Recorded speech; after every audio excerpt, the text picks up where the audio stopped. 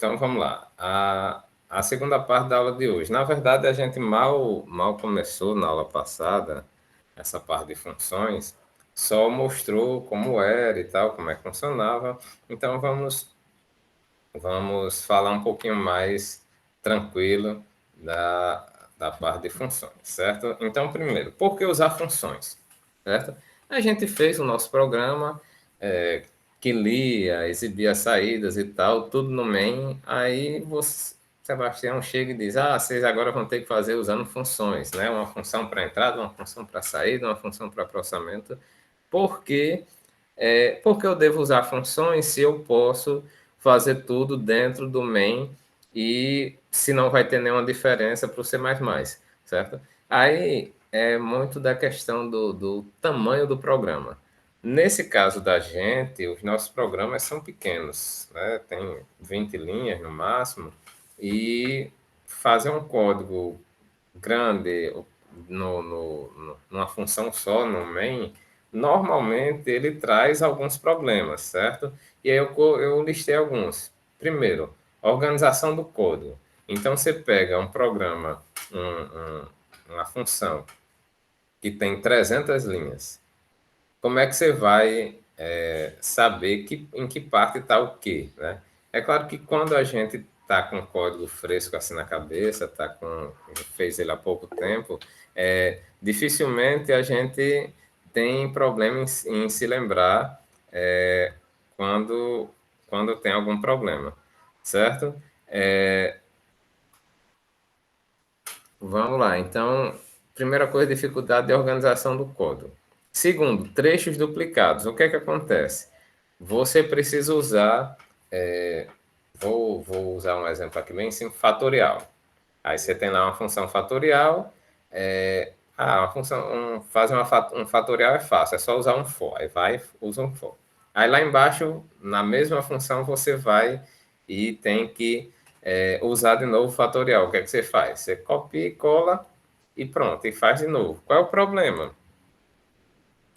Você primeiro, se você tem usar a mesma coisa várias vezes, você vai ficar com um código gigantesco, onde a maioria desse código ele vai fazer é, coisas repetidas, certo? Então você vai gerar uma função gigantesca para uma coisa que poderia ser reutilizada várias vezes, certo?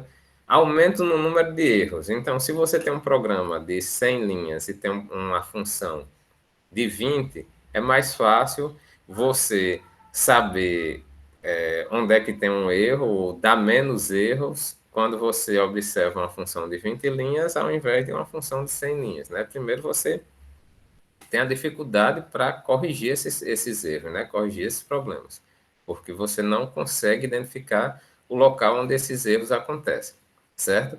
E tem uma outra coisa que seria o side effect, ou os efeitos colaterais dos erros, né? Imagine que você tem um cálculo, vou usar esse mesmo exemplo do fatorial, você vai lá, calcula o fatorial, só que por um descuido seu, ao invés de você botar vá até menor do que um número, aí você bota menor ou igual ao número. E você acredita que aquele código funciona porque era um código fácil. Aí você vai e lá embaixo você usa esse valor do fatorial para calcular uma outra coisa e de repente dá errado. O valor está errado. Aí você fica, como?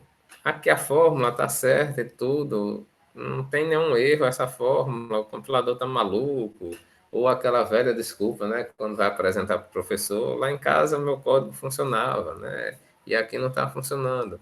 Então, o que é que acontece? Você teve um erro que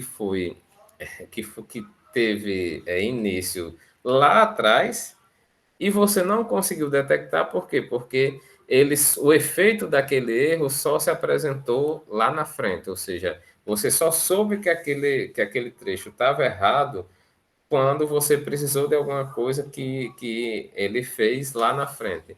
Então, esses erros eles vão se propagando e normalmente você não consegue identificar eles. É naquele trecho que está lá atrás. Não, você pensa que é no local onde o erro apareceu. Mas, na verdade, o erro ele já veio sendo propagado, propagado, propagado lá de trás, e você só sente o efeito dele quando você chega num determinado ponto e você consegue detectar. Então, é muito fácil você propagar erros quando você tem um código muito extenso, certo? Aí a questão da dificuldade de correção de problemas e outra que é a dificuldade maior de todo mundo que está iniciando quando trabalha em equipe, certo? Como é que eu vou dividir as tarefas numa equipe? Se eu tenho um programa que faz uma coisa e a gente vai fazer tudo numa função, o que é que a gente faz? Vai um para casa do outro ou vai trabalhar alguma coisa colaborativa, aí um vai ficar se metendo na função do outro, na funcionalidade do outro, ou então a gente tem uma equipe de duas pessoas, três pessoas, aí um fica programando, o outro fica olhando, o outro fica dando palpite, o outro fica olhando o celular, e no final das contas, um grupo de quatro pessoas fica um grupo de uma pessoa e com outros aí do lado atrapalhando ou tentando ajudar sem necessariamente ajudar, certo? Então, quando você divide um programa em vários pequenos trechos, em várias pequenas partes, você pode dividir mais facilmente o que cada um vai ficar, né? Então, você fica responsável pela entrada, eu fico responsável pelo processamento, não sei quem fica pela saída. Num exemplo mais simples, certo? Então, quando você tem, por exemplo, o seu trabalho final, que você tem uma parte que é uma parte mais gráfica, uma outra para testar os erros, uma outra para implementar funcionalidades, você consegue dividir melhor. Então, ao invés de você usar uma função só, o ideal é que você use várias funções, porque no final o compilador ele vai transformar tudo aquilo em código executável, certo? Então, o que são funções, né? Funções têm outros nomes aí que vocês podem encontrar na literatura. Às vezes, um nome de uma função, um nome, ele pode dizer um tipo de função diferente, mas normalmente as funções ou subalgoritmos, subprogramas, rotinas, procedimentos, métodos, é o mesmo nome, são vários nomes para dizer da mesma coisa. O que é? São trechos de código declarados separados do fluxo principal, então o fluxo do programa ele é desviado para esse trecho, né? E ele retorna para quem chamou, né, depois desse desvio, certo? Então vamos lá. Eu faço. Como é que uma função pode aparecer no programa? Eu faço a definição dela, né? Eu faço a chamada dela e eu tenho a alusão. Certo? Então, essas são as formas de uma função é, aparecer no programa, né? Isso aí eu já falei sobre como é a programação estruturada, né? São os dados mais as funções que manipulam, certo? Uma função precisa saber onde a outra está, então a gente precisa dessa declaração, certo? É necessário saber, aí a gente chama de API, né? Essa interface de programação, ou como é que a gente usa essas funções. Já falei aqui um pouco sobre isso, né? Cabeçalho, o corpo, né? O corpo de uma função, assim como num condicional, ele é delimitado pelo bloco, então abre chaves e tem um fecha-chaves. A função não faz sentido dizer, não, só tem uma linha, então sempre a função abre o chaves, fechou chaves, certo? E dentro disso aqui a gente tem o que a gente chama corpo da função. Então tem essa linha que é o cabeçalho da função, que é o mais importante para a gente quando a gente usa a função, quer saber o quê? Qual é o nome da função, o que é que a gente tem que passar para ela e o que é que ela vai retornar, o tipo que ela vai retornar, certo? E o corpo, que é o conteúdo, que é quando a gente implementa essa função, certo? No cabeçalho, a gente tem um tipo de retorno, o nome da função e os parâmetros ou argumentos que são os comandos que a gente precisa passar para ele, certo? Os argumentos ou parâmetros, eles são de acordo com o que a função necessita, certo? Se a função precisa de pode precisar só de, nesse caso aqui, a gente não precisou de nenhum parâmetro. No par ou ímpar aqui, a gente precisou de um parâmetro. Que tipo de parâmetro? Um parâmetro do tipo inteiro, certo? Na função saída, eu precisei de um parâmetro que foi de que tipo? String, e assim vai, certo? O número de parâmetros vai depender, e os tipos dos parâmetros vão depender de cada função, certo? É, eu vou dizer uma falha, né? Um problema que, por exemplo, o Python não tem, que o C++ tem, mas que pode ser corrigido por outras formas, é que você só pode retornar uma coisa para a função, certo? Então, você não pode dar um return em mais de um valor para a função. Você só pode retornar um valor. No caso do Python é porque você pode retornar mais de um valor, mas na verdade você retorna um valor que é uma tupla, né?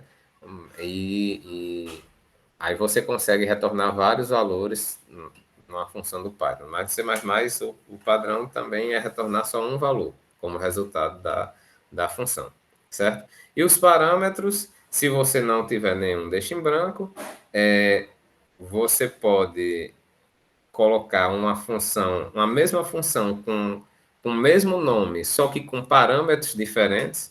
Então, você. Deixa eu. Como é que eu colocaria aqui? Deixa eu criar um outro arquivo.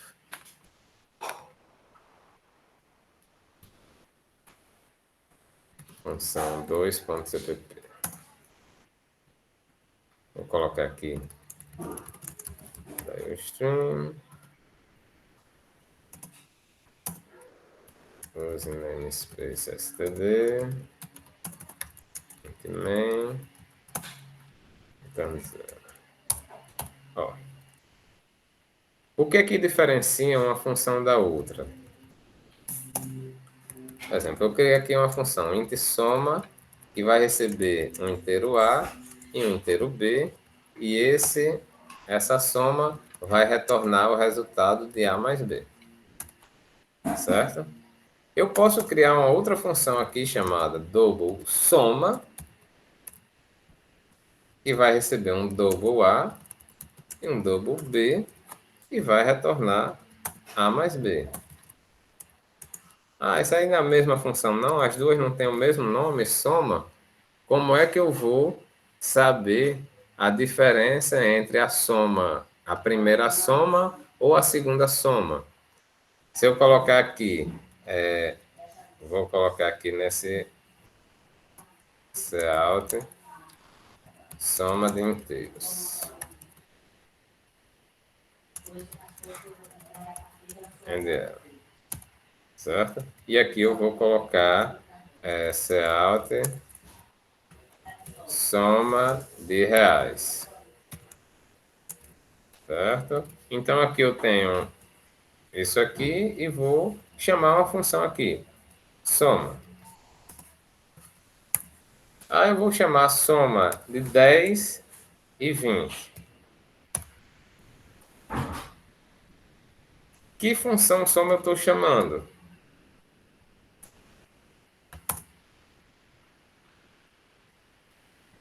Eu botei... é função 2. Qual das duas funções eu estou chamando aqui? Quem se A de inteiro? arrisca? A de inteiro. A primeira, por quê? Porque aqui nos parâmetros eu estou enviando dois inteiros. Aí ele vê qual é a função que recebe dois, que tem o nome soma e recebe dois inteiros. É a primeira, certo? Então, se eu for executar aqui, ele vai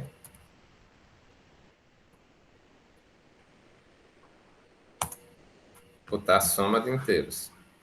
Por sinal, eu nem coloquei aqui para ele dar o Cout.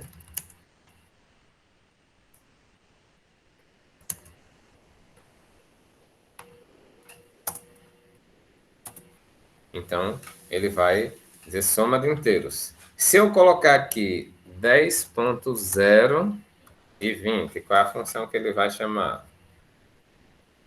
O double. Erro. Por Ele quê? chama o primeiro? Não, é dar um erro de compilação. Por Ah, quê? porque tem um inteiro e um double, Um né? floor, um double e um inteiro. Um double inteiro. Aí ele vai tentar casar aqui e dizer, opa, é um double inteiro. Não deu nem certo nenhum dos dois. Porque aqui é inteiro inteiro e aqui é double double. Aí, sabe, se eu tiver. Você não falou que quando tem operadores eu não posso. O double, o inteiro, ele é automaticamente transformado em double? É, mas só que aqui ele não é uma expressão. Aqui ele está mostrando. Então, ou ele tenta casar com esse primeiro, ou ele tenta casar com esse segundo. Aí não consegue.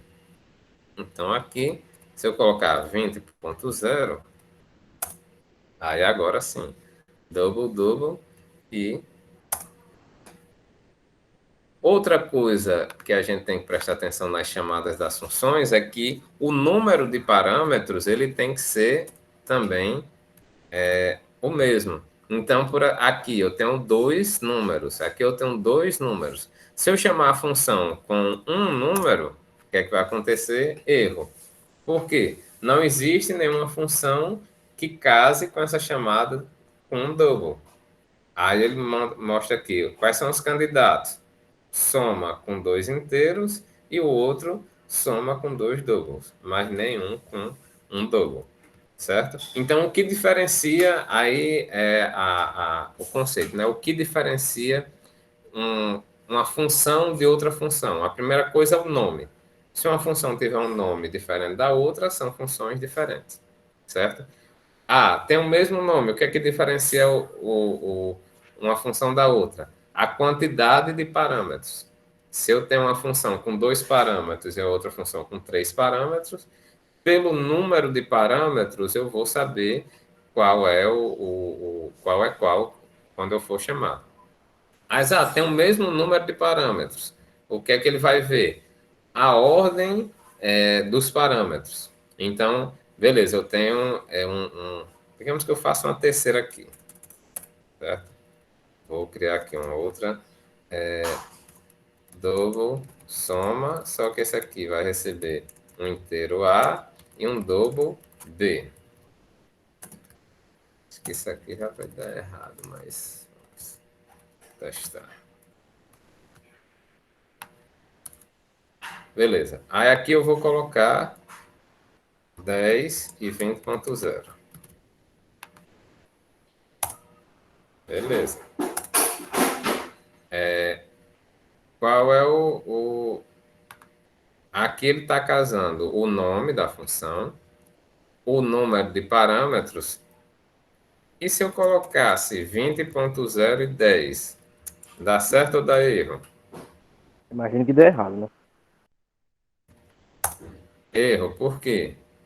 Porque além do nome, da quantidade dos parâmetros e dos tipos dos parâmetros, o C++ também leva em consideração a ordem dos parâmetros. Então, se aqui eu disse que primeiro vai aparecer um int e depois vai aparecer um double, então eu tenho que primeiro colocar um int e depois colocar um double, certo?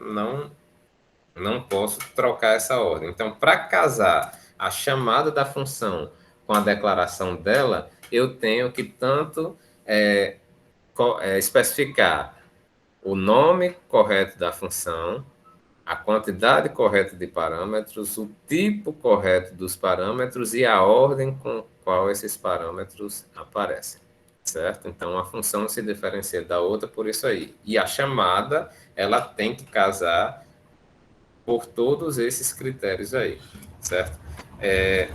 O Python ele é mais flexível em algumas coisas, como por exemplo, você pode determinar o nome dos parâmetros mesmo com a ordem não sendo certa. Você pode ter o C++ também tem essa funcionalidade de você ter uma função com um número indeterminado de parâmetros, né? Isso aí futuramente a gente ainda vai ver. E que mais? Você pode ter funções com um valor default, né? Ou seja, se você não passar um determinado parâmetro, ele pode assumir um valor. E isso aí também tem no Python, mas não é assunto para a gente tratar agora, certo? Então, aqui só alguns exemplos de funções. Esse aqui a gente já viu, do fatorial, validar a opção, né? Uma coisa que eu preciso dizer também é que se na chamada a quantidade de parâmetros ela tem que casar com o número, o tipo e a ordem, dentro do corpo da função, o return tem que casar com o tipo de retorno da função. Então, se eu estou dizendo aqui que essa função retorna um double, eu não posso, por exemplo, retornar uma string aqui. Certo? Então, ele vai dizer, opa, não pode converter uma string para double. E, da mesma forma, eu não posso fazer desse tipo aqui. Eu tenho retornando, eu vou colocar aqui só assim, int c recebe o resultado a mais b. Não coloquei nada como retorno da função. O que é que vai acontecer? Erro, por quê? Porque você disse que a função ela retornava alguma coisa, mas não tem um return, certo? Então, quando você for atribuir isso a alguma coisa, ele deu um OR, né? Aquele gerou aqui. Então, aqui, quando eu for atribuir isso aqui a um double, ele não vai ter nada a atribuir. Então, eu preciso botar o return para casar com esse double que eu tenho aqui, certo? Então, eu teria que ter um return C. E aí, eu tenho o retorno mesmo da função, certo? O que mais que a gente pode falar? Eu acho que a chamada da função, né? Aqui, só aquele exemplo que eu falei, se você tem uma chamada, a função, ele desvia o fluxo, vai para essa função. E você pode ter chamada de função dentro de função. Então, por exemplo, você chama a função 2, ela vem aqui, executa, aí quando ele retorna exatamente para o local onde ela terminou. E assim ele vai fazendo para essas daí, certo? Acho que isso aqui eu já tinha falado. Sim, quando eu tenho expressões, né? Eu acho que esse é o último slide. Quando eu tenho expressões, no caso aqui, ó, fatorial, eu tenho uma função fatorial e tenho uma função soma. O que é que acontece? Ele primeiro vai executar a função que tiver mais interna, para depois executar a função mais externa. Ou seja, aqui ele faz o quê? Faz a soma, chama essa função soma de A, B, depois chama a função fatorial, depois chama a fatorial de 5 e depois é que ele chama o resultado desses dois aqui.